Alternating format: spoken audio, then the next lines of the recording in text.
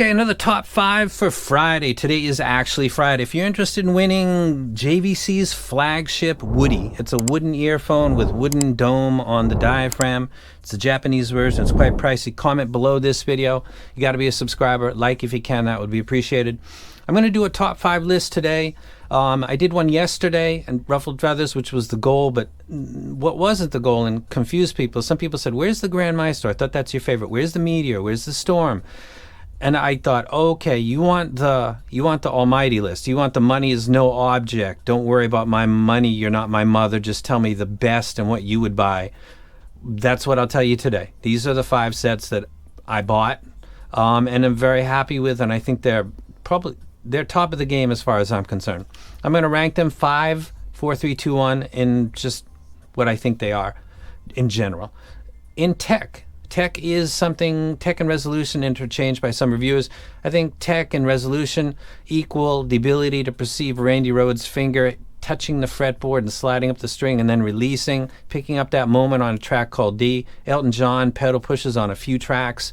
Subtle nuances within music that you can sometimes barely catch and other times stick out to you, minus something being extremely boosted and bothering every other moment except for that one moment. I don't include that. Just sets that are tuned well. The drivers within are of high quality and they play back my library well and to the point where I can catch all of it, every single moment, and it sticks out to me because that's not common.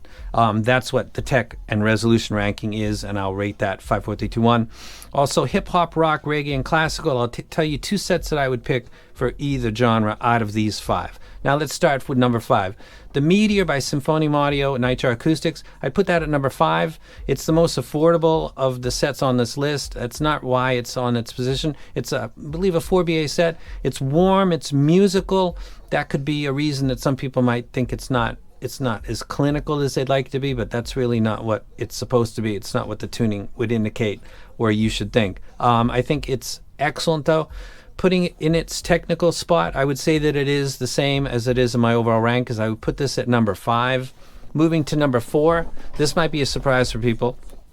The 5A, I believe it's called 5A 5. It is a tribrid that has a dynamic driver, BAs, and a planar, and the resolution, the technical prowess of this set is really good. A lot of people talked about the 7U, I think it was called. I really like the 5. I think it sounds great. It's engaging, and it gives me all of those moments, and it doesn't do it in a way that's over the top with too much treble or too much of a boost here. They tuned it well. Good set, number 4. On technical ranking, again, I would put this at the same ranking. I would put this at the 4th position in technical prowess.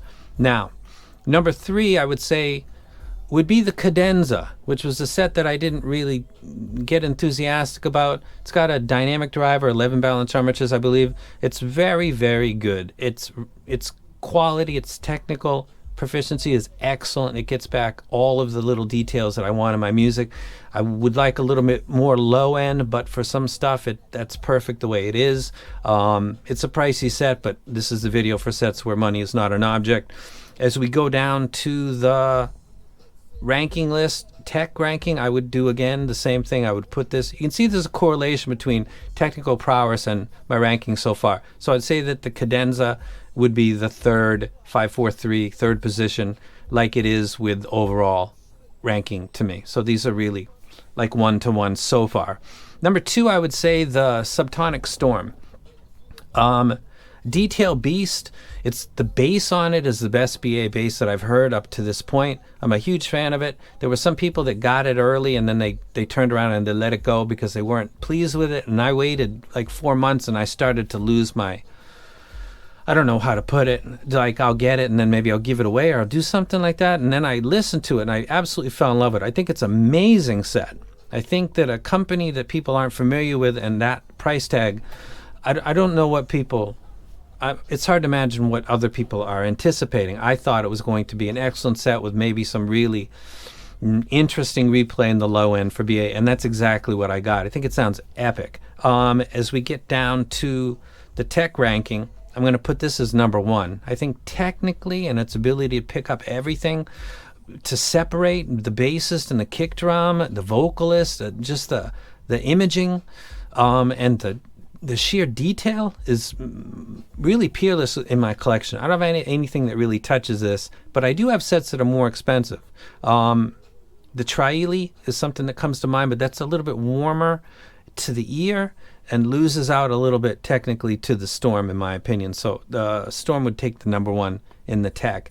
Number one for me would be the Fat Frequency Grand Maestro. Couple reasons for this. One is because it can be absolute slam city, almost as much as the SE, and it's got another profile.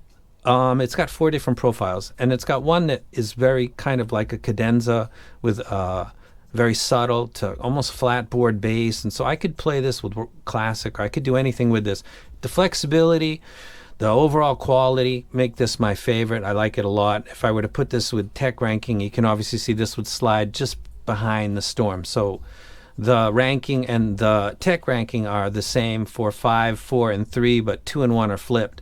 I prefer the Fat Frequency Grand Maestro overall, but I think if I'm just talking about the ability to pick up every little subtle nuance, it would be the Storm in the tech ranking that would switch positions. If I were to pick 2 sets for each genre, starting with hip-hop, it would be the Grand Maestro because it can do that, and it would be the Storm because the Storm actually does hip-hop really good. That's probably why I'm such a fan of it. That Slam, SLAM tech, or whatever they were talking about that I thought was, I don't know what I thought about that. It actually, it's pretty impressive. Rock and roll, I would take the Grand and the Storm again because they are my 2 favorites, and that's a bulk of my library. So, yeah. Reggae, I would do the same thing again. Hold on, it's not going to go this way all the way.